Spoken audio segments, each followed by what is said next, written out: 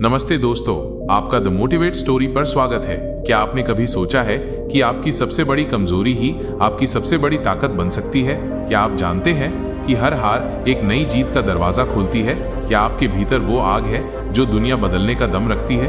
अगर हाँ, तो तैयार हो जाइए, क्योंकि आज मैं आपके लिए एक ऐसी कहानी लेकर आया हूँ जो सिर्फ आपके दिल को नहीं बल्कि आपकी रूह को झकझोर देगी। एक ऐसी कहानी जिसके हर मोड़ पर है एक गहरा राज, एक ऐसी सच्चाई जो आपकी सोच को बदल देगी। तो अपनी सीट बेल्ट बांध लीजिए, क्योंकि अगला 40 सेकंड आपकी जिंदगी के सबसे प्रेरणादायक पल होने वाले हैं। और वादा करता हूँ, आप इस कहानी को अंत तक देखने के लिए मजबूर हो जाएंगे। एक छोटे से गांव में जहां पहाड़ियां आसमान छूती थीं और नदियां कल कल करती बहती थीं, वहीं एक फूस की झोपड़ी में रामदीन अपनी अंतिम सांसें गिन रहा था।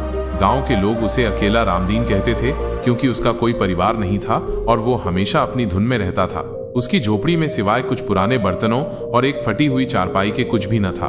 फिर भी गांव वाले जानते थे कि रामदीन ने अपनी पूरी जिंदगी मेहनत और ईमानदारी से गुजारी थी। गांव का सबसे अनुभवी वैद्य रामदीन के बगल में बैठा था। उसने निराशापूर्वक सिर हिलाया। रामदीन, वैद्य ने कहा, तुम्हारे पास अब कुछ ही पल बचे हैं। क्या तुम्हारी कोई अंतिम इच्छा है? रामदीन की आंखें, जो अब तक धुंधली थीं, अचानक चमक उठी। उसने बड़ी मुश्किल से अपना हाथ उठाया और वैद्य के कान के पास ले गया। वैद्य ने ध्यान से सुना और उसका चेहरा आश्चर्य से भर गया। उसने रामदीन की ओर देखा, मानो उसे अपनी आंखों पर विश्वास न हो रहा हो। क्या तुम सच कह रहे हो रामदीन? वैद्य ने बुदबुदाते हुए पूछा। रामदीन ने कमजोर सी मुस्कान दी और धीरे से सिर हिलाया। कुछ ही क्षणों में उसकी सांसें थम गईं। गांव के लोग जो झोपड़ी के बाहर इंतजार कर रहे थे, उन्होंने वैद्य को बाहर आते देखा। वैद्य का चेहरा गंभीर था, लेकिन उसकी आंखों में एक अजीब सी चमक थी। रामदीन की अंतिम इच्छा क्या थी वैद्य जी? सरपंच ने पूछा। वैद्य ने एक लंबी सांस ली। उसने मुझसे कहा। वैद्य रुका और गांव के सभी लोग सांस रोककर सुनने लगे। उसने मुझसे कहा कि उसकी झोपड़ी के ठीक पीछे, उस पुराने बरगद के पेड़ की जड़ में, उसने अपनी जिंदगी की सबसे कीमती चीज छिपा रखी है और वो चाहता है कि गांव के सभी लोग उसे खोदें और आपस में बांट लें। गांव वाले हैरान रह गए। रामदीन के पास भला ऐसी कौन सी कीमती चीज हो सकती थी? वो तो हमेशा गरीबी में रहा था, लेकिन एक अंतिम इच्छा का सम्मान करना उनका कर्तव्य था।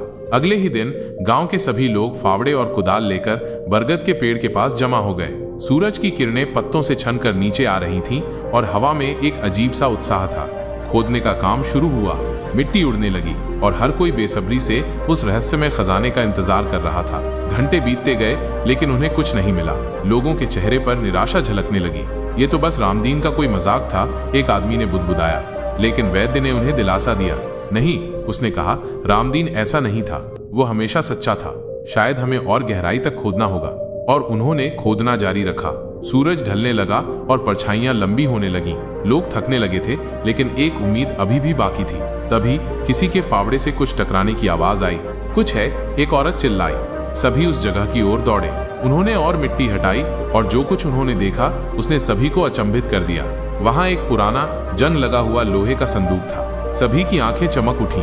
उन्होंने बड़ी सावधानी से संदूक को बाहर निकाला। वो धूल और मिट्टी से सना हुआ था और उसके ताले पर सदियों की काई जमी हुई थी। सरपंच ने संदूक को खोला। सभी ने उत्सुकता से अंदर झांका। वे सोने, चांदी या रत्नों की उम्मीद कर रहे थे, लेकिन संदूक में जो था वो किसी ने कल्पना भी नहीं की थी। वहां न तो सोना था, न चांदी और न ही कोई जवाहरात। संदूक के अंदर बस एक छोटी सी हाथ से लिखी हुई किताब थी। उसके पन्ने पुराने और पीले पड़ चुके थे। सरपंच ने धीरे से किताब उठाई और पहला पन्ना खोला। उस पर लिखा था, जीवन का सच्चा धन। और उसके नीचे रामदीन की अपनी हस्तलिपि में एक कविता लिखी थी।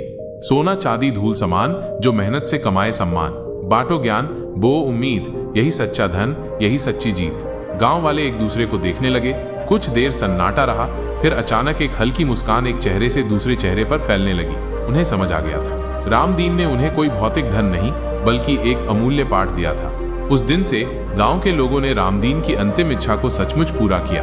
उन्होंने न केवल उस किताब के संदेश को अपने जीवन में उतारा, बल्कि हर शाम उस बरगद के पेड़ के नीचे बैठकर उस किताब में लिखी गई छोटी छोटी कहानियों और कविताओं को एक दूसरे को सुनाते। वे एकजुट होकर काम करते, एक दूसरे की मदद करते और ज्ञान को बांटते थे।